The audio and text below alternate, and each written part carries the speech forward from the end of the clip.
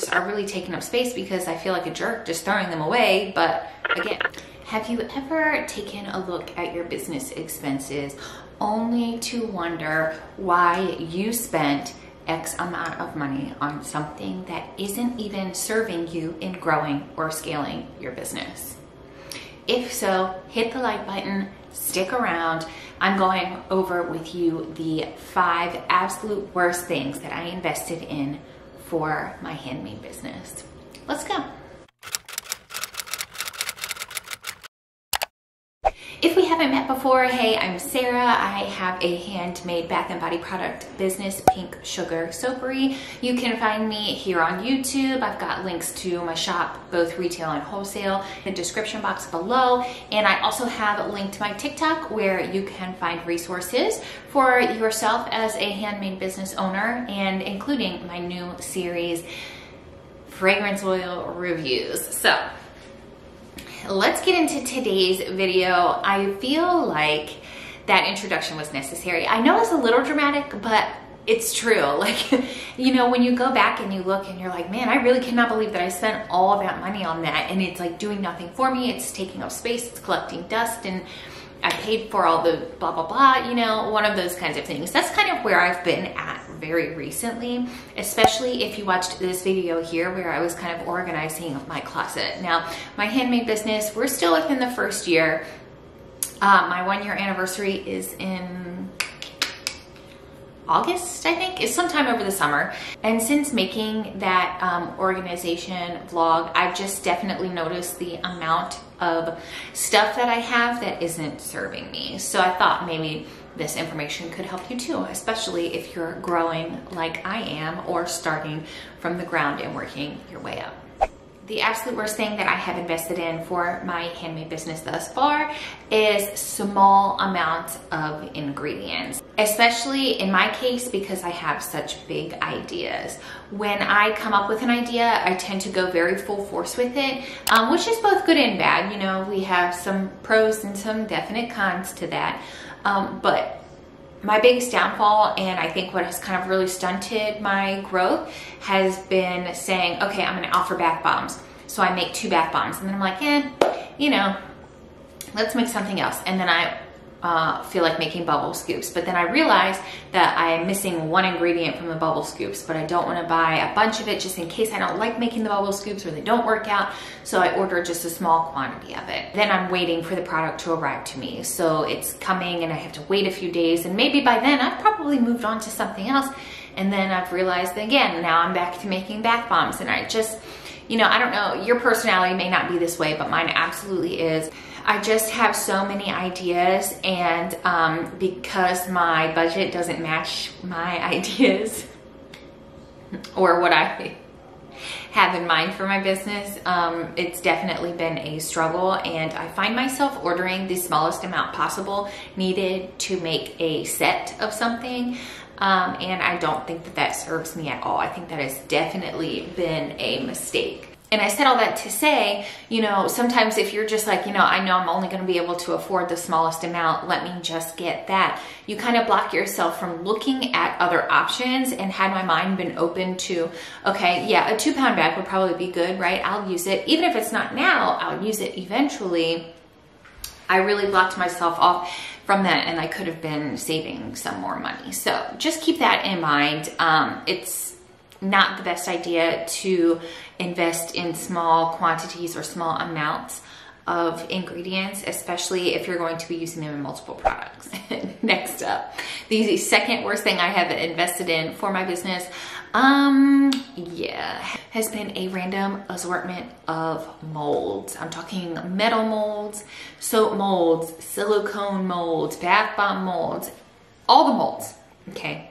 Obviously, molds are definitely something that we use quite often, but I just like went random. Now, some of them are from before. I have little circle molds that I used to use for making chocolate covered Oreos. So some of them I did have before, but I bought a bunch more, you know, thinking, oh, this will be the mold that I use. This will be the mold that I use. This will be the mold that I use. But what I have learned is, you know, having a bunch of different molds is really a terrible investment, especially if you are very specific. You know, everything is bakery inspired. So I have a bunch of random molds that I'll never use for that because they don't fit my brand personality, basically. So just making sure, I think I definitely would have been better suited just to make, you know, and making sure that I was purchasing molds that I would actually use throughout my business. And as far as soap molds go, I started with a small brambleberry, I'll put it right here. I started with a small brambleberry loaf mold just because again, like I said in the previous one, I didn't have many ingredients. I wanted to make small loaves to test, which is great.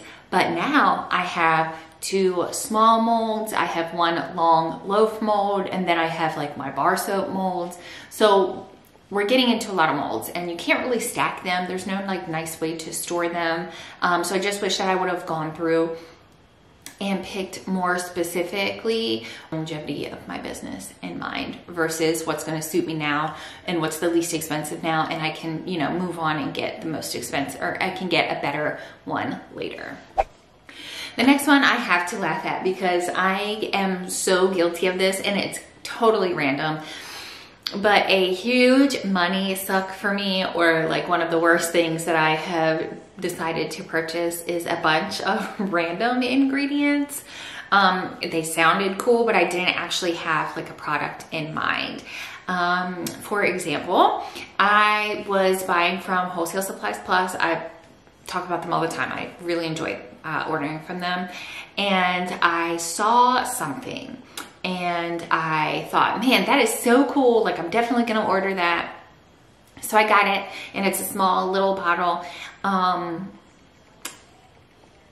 By the time it got here, first I didn't write down why I was buying it. Like, I have like a notebook where I kind of keep all those notes, especially when ordering something random. Like, obviously something came to my mind before I bought it. I had it in mind for a product, but I will very easily forget. So I just write it all down. I didn't write anything down about it. I looked at like the description on wholesalesupplisplus.com. I cannot figure out for the life of me what I purchased this for. And now I'm looking at different recipes, trying to find somewhere to add it. And I am going to have to buy like a whole, I think what I was trying to do was like break into a new category. And I just like, I don't know. So anyway, again, I bought it because it sounded cool and did nothing with it. And now I just have it sitting here, basically taking up shelf space and collecting dust. Not the best use of my money, especially right now in the beginning. Number 4, candle jars from Amazon.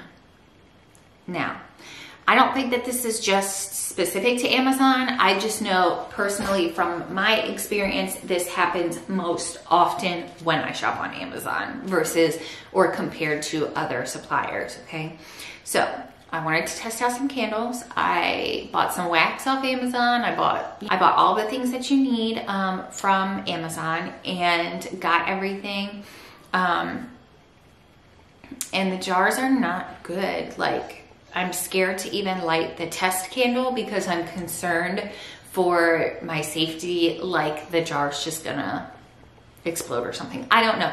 I don't mean to sound rude, and you can find so many quality products on Amazon, but this one the jars just didn't do it for me, you know. So I found on Amazon that sometimes you order something and it exceeds your expectations, and sometimes you order something and you're like, wow, what is this? Like, this is nowhere near what I thought it was going to be.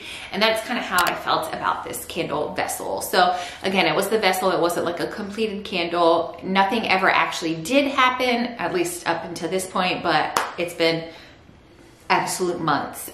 You know what? It's June now. I ordered it in December because both my son and my husband had COVID. So I wanted to kind of play around with candles and see how far I could get in developing them. So yes, nothing's happened, but I've lit the test candle that I did make maybe 2 or 3 times, maybe, just because I was scared of what would happen next. So yeah, read the reviews, I guess. But again, these jars now, I have invested in them. They're awful. I won't use them, and they just are really taking up space because I feel like a jerk just throwing them away. But again, what else am I supposed to do with it? You know, it just, for the time, it was a terrible investment for me. And finally, this one goes along with buying like cool ingredients. And this one is actually buying like pieces versus the whole puzzle. And I wrote that down here because it makes sense in my brain, so let me try and explain it. So, for example, say you want to break into a new category, and say my new category is bubble scoops. Well, I have quite a few things that you need to make bubble scoops, but what I didn't have at the time that I wanted to make this was the Cocamide propyl butane. That's the one. So I had everything but that. So then I decided, you know what, I'm not going to place an order right now. Let me put that one to the side, and I go and I look up another recipe for shaving cream, and I have everything but like 2 ingredients for that. Put it to the side. I'm looking for something that I have all the ingredients for right now. And what I came to find out was I had the ingredients that I needed for basically nothing, and each recipe that I found that I wanted to try, I was missing at least one major player from that recipe, so I couldn't make it. You guys, let me know, like, is this normal? I feel like it's probably normal. It just was really irritating to me because I wanted so badly, you know, to like move forward and make something, but I couldn't. So yeah, that's what I mean by buying pieces or having pieces instead of the whole puzzle. I would highly recommend that if you don't want this to be the worst thing that you purchase for your business, that you take a recipe, buy everything for it, and then move on. You know, of course, occasionally you're gonna have everything but one more thing. But I do think that making sure that you have all of the pieces to create that product is super important. All right, that's actually going to do it for me today. Those are the 5 worst things that I have bought for my business thus far. This will probably end up coming back up in a couple more months. I'm sure I'll make more bad investments between now and the end of my soap making or bath and body product making business. Last week, I posted the 5 best things that I have invested in. Today, I'm posting the 5 worst things that I have invested in. Come back next week, and also subscribe if you haven't. But come back next week when I tell you the 5 things that I am going to invest in next. Okay, so as my cash flow starts raising, these will be the 5 things I will invest in. I'll see you for that video at 11 o'clock Eastern Standard Time on Sunday. And stay in the comments below. Let me know real quick, what are the worst things that you have invested in thus far? All right, I'll see you next week.